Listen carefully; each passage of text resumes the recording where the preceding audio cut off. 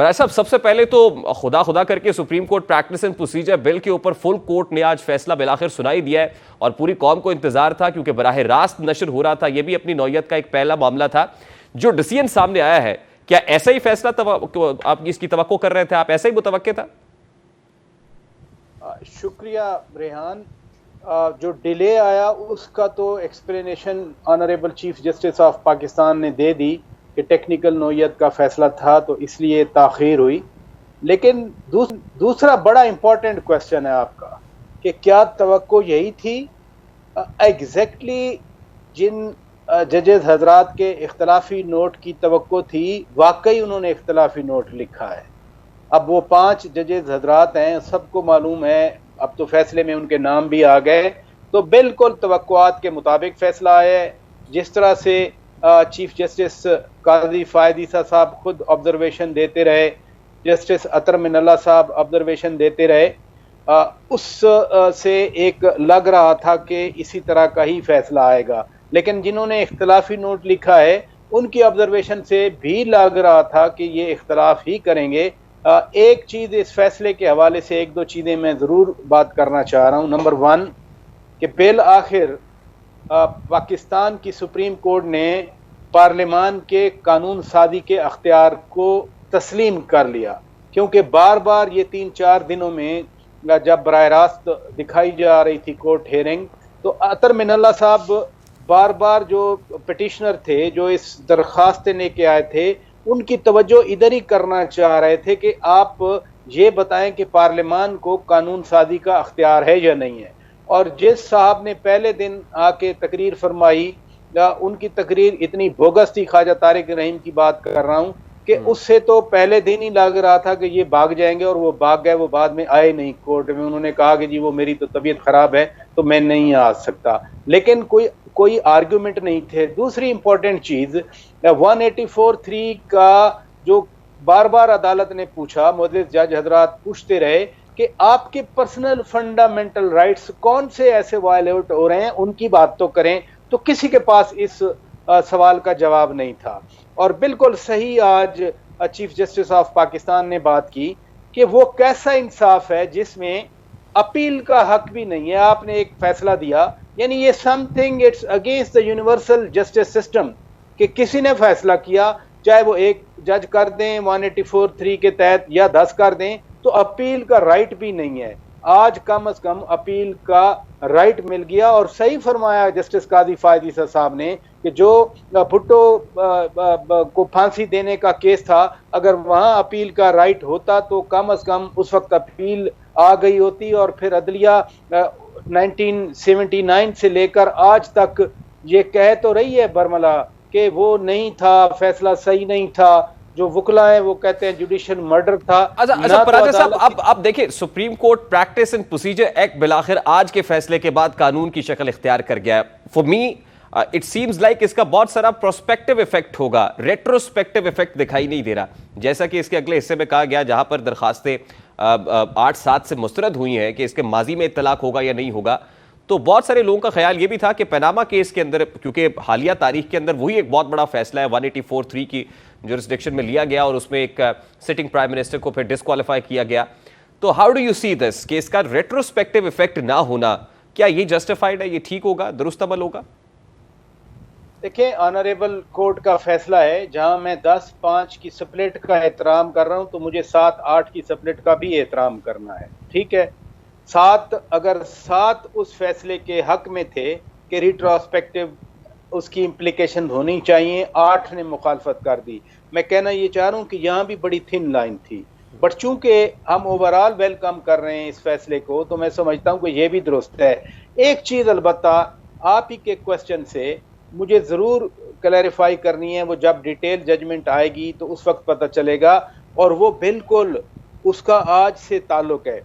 یعنی جب یہ practice and procedure bill suspend ہوا اس کے بعد وہ ایکٹ بنا، تو جس دن پارلیمان نے پاس کیا تھا وہ ایکٹ، اب اس ایکٹ کا اطلاق اسی دن سے ہوگا جب یہ بل قانون بنا، یعنی جوائنٹ سیشن میں پریزیڈنٹ کے پاس گیا، پریزیڈنٹ صاحب نے اس پہ دوسری دفعہ جب سائن 21 اپریل کو بالآخر یہ قانون بن گیا تھا بالآخر بن گیا جی. تو اگر سنیں ابھی پلیز غور سے, جی. اگر 21 اپریل سے یہ قانون بن چکا ہے کہ بینچ ایسے بنے گا, تو کیا اس کا پھر اطلاق باقی جو بینچز بنے, جس ایک بینچ نے پھر نیب ترامیم کو بھی ختم کیا, تو کیا وہ بینچ پھر آئینی تھے یا غیر آئینی تھے؟ کیونکہ پریکٹس اینڈ پروسیجر ایکٹ کے انڈر جو کہ 21 اپریل سے قانون بن چکا تھا, پھر جو بینچ بنایا اس وقت کے چیف جسٹس عطا بندیال صاحب نے, کیا وہ بینچ آئینی تھا؟ کیا اس کی آئینی حیثیت اس قانون کو اطلاق ہونے میں, یعنی اس قانون کے افیکٹو ہونے میں, اگر تو یہ 21 اپریل سے ہے تو وہ بینچ پھر غیر آئینی تھا, غیر قانونی تھا, پھر اس بینچ کا فیصلہ بھی وہ بالکل نل اینڈ وائڈ ہو جاتا ہے.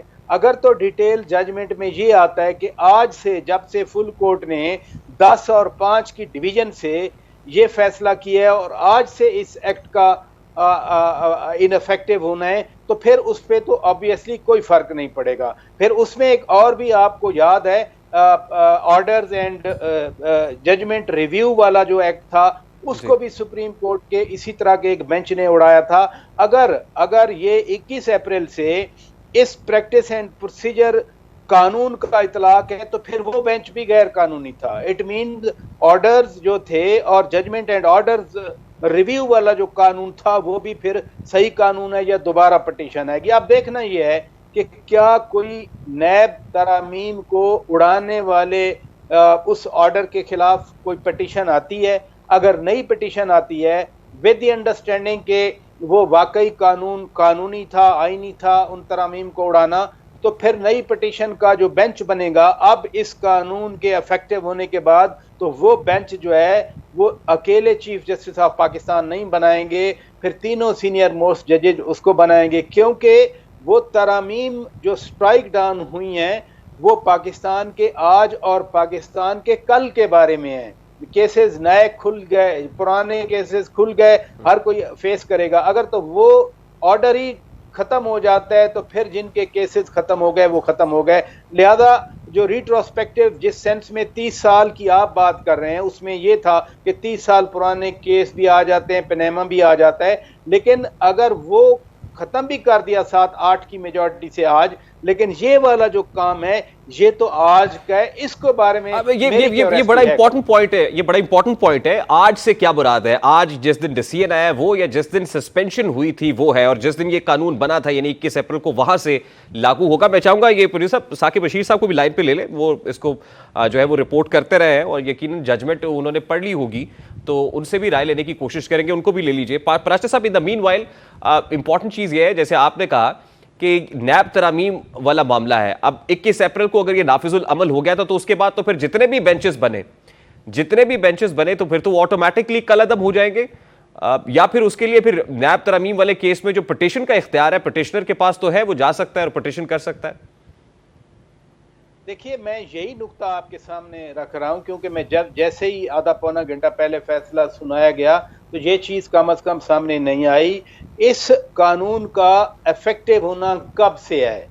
کیا 21 اپریل سے ہے, جب سے یہ it was deemed to have been made a law by the parliament, یا پھر آج جب یہ پٹیشنز خارج ہوئیں اور سپریم کورٹ کے فل بینچ نے, 15 ججز ہیں, 2 ابھی اسامیاں خالی ہیں, تو 15 ججز نے جو فیصلہ سنایا ہے آج سے یہ قانون بنا ہے. میرا خیال ہے یا تو ڈیٹیل ججمنٹ میں یہ بات آ جائے گی, یا پھر جو لا ایکسپرٹس ہیں یا وزیر قانون ہیں یا دوسرے جو لوگ ہیں یا لا منسٹری ہے وہ اس کی وضاحت کر دیں گے. اگر سن لیں, اگر تو 21 اپریل سے اس کا اطلاق ہوا تو پھر جتنے بینچ بنے بعد میں سبسیکوینٹ بینچ بنے, میں نے 2 بینچز کی آپ کو نشاندہی کر دی کہ ایک بینچ جس نے نیب ترامیم کو اڑائیں, جس کے بارے میں اس وقت کے چیف جسٹس کہتے تھے کہ اگر میں نے یہ فیصلہ نہیں کیا تو مجھے بہت شرمندگی ہوگی, تو انہوں نے اپنی شرمندگی تو دور کی, لیکن کیا ان کا فیصلہ آج کے اس فیصلے کی زد میں آئے گا؟ اور دوسرا اسی قانون کے حوالے سے, نیب ترامیم کے حوالے سے, آنریبل جسٹس منصور علی شاہ صاحب بھی پوچھتے رہے کہ آخر اس کیس میں جلدی کیا ہے, اس فیصلے تک پہنچنے کی جلدی کیا ہے, کیوں آپ چاہ رہے ہیں؟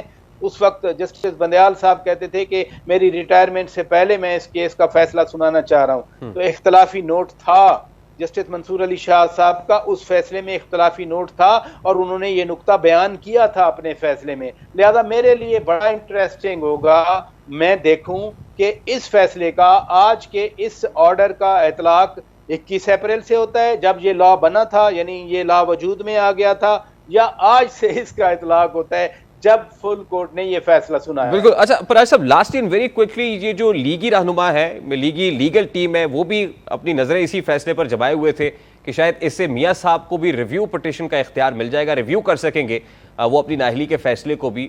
تو آپ کو کیا لگتا ہے اس فیصلے کے بعد کیا ان کی وہ ہوپس جو ہے وہ واش اوے ہو گئی؟ نہیں, واش اوے نہیں. دیکھیں جو نااہلی ہے, کنوکشن ہے ان کی اس صدا کی وجہ سے ہے جو کہ العزیزیہ ہل میٹل والا کیس ہے. اس میں ان کی جو سزا ہوئی تھی وہ سزا کے خلاف اپیل آئی.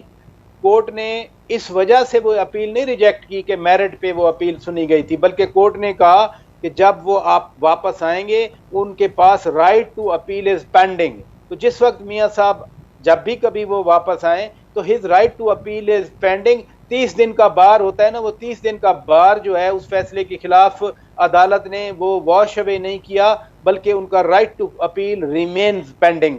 تو لہذا ان کا جو امیدیں ہیں وہ اس سے کم اور اس کیس پہ زیادہ ہیں کہ وہ ریویو کا جو ان کا رائٹ ہے, وہ میاں صاحب واپس آئیں, وہ عدالت کو سرنڈر کریں, تو ان کی اپیل پھر will be taken from the day he surrenders. بہت بہت شکریہ شوکت پراچا صاحب آپ کے وقت کے لیے.